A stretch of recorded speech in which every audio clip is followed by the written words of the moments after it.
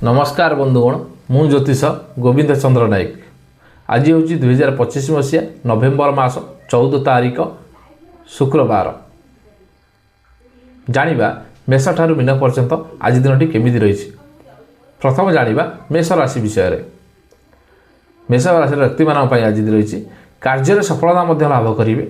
रागिकी कौन सी काम करूँ ना क्षति हो पारे। भाई मान सहित स्नेह भाव आनती आज दिन भल रही। सुस्थ और निरामय आज दिन रे एवं शत्रु दमन आपणकर हम। चाकरी क्षेत्र में सुनाम अर्जन करेंगे। द्वितीय जानिबा वृष राशि। वृष राशि व्यक्ति मान आज दिन बहुत भल रही। कर्म रे चंचल रे। संतान जदि आपणकर पुत्र संतान नहीं तो कन्या संतान जदि आपणकर होता आज दिन बहुत भल समय रहिबो। आकस्मिक आपण धन लाभ करें। आर्थिक क्षेत्र में आप विभिन्न क्षेत्र में चाकरी सुजोग मिल।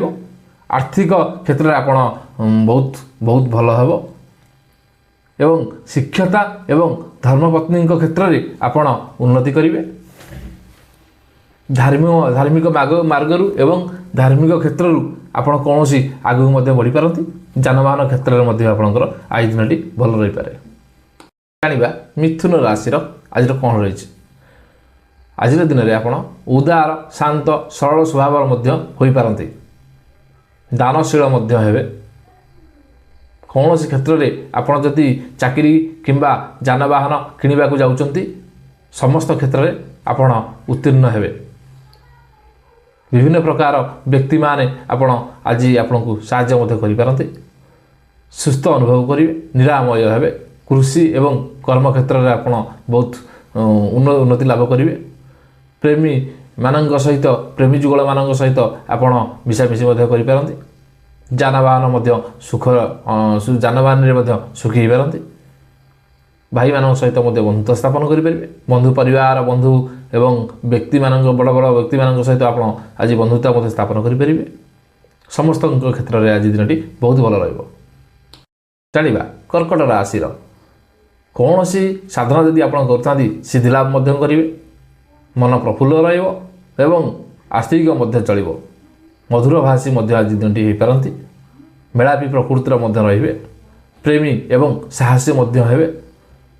बंधु भाई बंधु मान ठारू आज पर्यंत सम्मान सहयोग आपको मिल पारे। एवं कौन सी प्रतियोगिता जदि काम करुँच प्रतियोगिता भाग नहीं पारतु। आज दिन भल रही। सिंह राशि व्यक्ति मान आज भाग्यशाली हो पारती। शांति परिवार भितर सत कथा कही लोक ठारू मीठा कथा मीठा वचन कही आप आज दिन काटिदेवे। विदेश भ्रमण जापारती। जानवाहन किणवार क्षेत्र में जापारती। पारिवारिक सुख मिल। देह सुस्थ व्यवसाय उन्नति करेंगे। जानवाहन क्षेत्र में उन्नति करेंगे। गुरुजन मान सम्मान करेंगे। पिला माने आपको आज सम्मान करेंगे। समस्त क्षेत्र में आप आज उत्तीर्ण हो पारती। जानिबा कन्या राशि विषय। कन्या राशि व्यक्ति माने आज दिन सुखी हेबे। समस्त क्षेत्र में सम्मान लाभ करेंगे एवं व्यवसाय क्षेत्र में उन्नति लाभ करेंगे। कौन सी जदि लुण आउ कि उधार उधार आणतु ना आज दिन में हैरान हो पारती। एवं माली मकदमा आपणकर जदि बिल बारी किसी माली मकदमा लगी थाए से आप हारी जा पारती। आज दिन में कौन सी काम से सब कम करूँ ना एवं कौन क्षेत्र में आपणकर धन आज दिन में आसीपे। पिला क्षेत्र में भल रही। परिवार समस्या किसी उपजीव ना एवं चाकरी क्षेत्र एवं व्यवसाय क्षेत्र एवं प्राइवेट चाकरी क्षेत्र में आज दिन बहुत भल रही। तुला राशि बाधा विघ्न किसी आसब ना किंतु बाधा विघ्न एड़ाई आप आगू बढ़ी पारे। आपण काम चंचल रला बसिक किसी चिंता करूँ।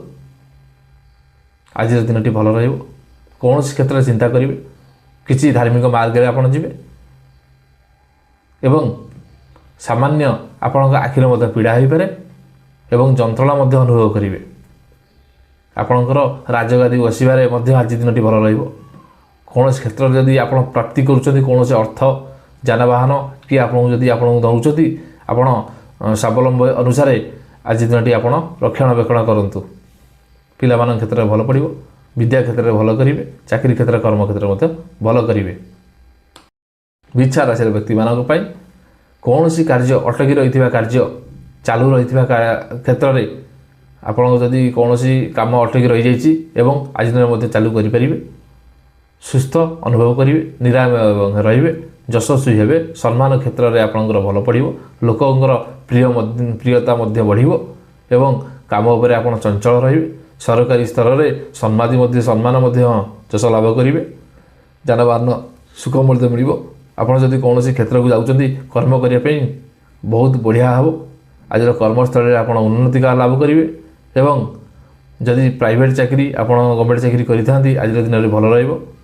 ଯାନବାହନ କ୍ଷେତ୍ରରେ ଭଲ ରହିବ, ପିଲାମାନଙ୍କ କ୍ଷେତ୍ରରେ ଭଲ ରହିବ ଏବଂ ପାରିବାରିକ ଶାନ୍ତି ମଧ୍ୟ ଆସିବ। ଧନ କ୍ଷେତ୍ରରେ ଆପଣଙ୍କର ଧନ ମଧ୍ୟ ବଢ଼ିବ। ଜାଣିବା ଧନୁରାଶିର ବ୍ୟକ୍ତିମାନେ ଗୁରୁତ୍ୱପୂର୍ଣ୍ଣ କାର୍ଯ୍ୟ କରିବା ପୂର୍ବରୁ ସତର୍କ ଅବଲମ୍ବନ କରିବେ। ଯିବା ଆସିବା କ୍ଷେତ୍ରରେ ସତର୍କ ଅବଲମ୍ବନ କରିବେ ଏବଂ ମନ ଟିକେ ଆପଣଙ୍କର ପ୍ରସନ୍ନ ରହିପାରେ, ସୁସ୍ଥ ମଧ୍ୟ ରହିପାରନ୍ତି। କିନ୍ତୁ ଯାନବାହନ କ୍ଷେତ୍ରରେ ଆପଣଙ୍କର ଭଲ ପଡ଼ିବ ନାହିଁ। ପରିବାରରେ ମଧ୍ୟ ଅସନ୍ତୋଷ ରହିବ ଏବଂ କର୍ମକ୍ଷେତ୍ର ଏବଂ ଯାନବାହନ କ୍ଷେତ୍ର ପ୍ରତି ସତର୍କ ଅବଲମ୍ବନ କରିବେ। ଲୋକଙ୍କ ଠାରୁ ଧାର ଉଧାର ଟଙ୍କା ଯଦି ଆଣିଛନ୍ତି ତାହେଲେ ଫେରାଇ ଦେବେ, ନହେଲେ ସମ୍ମାନ ହାନି ହେବାର ସମ୍ଭାବନା ମଧ୍ୟ ରହିଛି। ଜାଣିବା ମକର ରାଶି ଗୁରୁତ୍ୱପୂର୍ଣ୍ଣ କାମ କରନ୍ତୁ ଏବଂ ଖୁସି ରୁହନ୍ତୁ। ନୂତନ କାର୍ଯ୍ୟର ମଧ୍ୟ ଶୁଭାରମ୍ଭ ଆଜି କରିବେ। ଭାଗ୍ୟଶାଳୀ ମଧ୍ୟ ହେବେ, ଭୋଗ ବିଳାସରେ ମଧ୍ୟ ରହିପାରନ୍ତି। ସୁଖ ସମୃଦ୍ଧିପୂର୍ଣ୍ଣ ଜୀବନଯାପନ ମଧ୍ୟ ଆଜି ଦିନରେ କରିବେ। ବିଦ୍ୟା ଅର୍ଜନ କରିବେ, ସାହସୀ ଏବଂ ସମ୍ପତ୍ତି ଆପଣଙ୍କର ମିଳିପାରେ। କୁମ୍ଭ ରାଶିର ବ୍ୟକ୍ତିମାନଙ୍କ ପାଇଁ ଅଧିକ ବ୍ୟୟ ମଧ୍ୟ ରହିବ, ମନସ୍ତାପ ମଧ୍ୟ କରିବେ, ସ୍ୱାଭିମାନୀ ହେବେ। ଶାରୀରିକ କ୍ଷେତ୍ରରେ ଆପଣ ଦୁର୍ବଳତା ଅନୁଭବ କରିପାରନ୍ତି। ସହଯୋଗୀ ଏବଂ ବ୍ୟବସାୟ କ୍ଷେତ୍ରରେ ଆପଣ ଉନ୍ନତି ଲାଭ କରିପାରିବେ ନାହିଁ। ଆପଣଙ୍କର ଚନ୍ଦ୍ର ସଗୁରରେ ଅଛନ୍ତି। କୁମ୍ଭ ରାଶିରେ ରହିଛନ୍ତି ବର୍ତ୍ତମାନ ଶନି। ଆପଣ ଆଗକୁ ଯଦି କୌଣସି କାମ ଧରୁଛନ୍ତି ଦେଖି ଚାହିଁକରି ଧରନ୍ତୁ, ନାହିଁ ତ ଆପଣ ହଇରାଣ ହୋଇପାରନ୍ତି, ନିଚ ସ୍ତରକୁ ଆସିପାରନ୍ତି।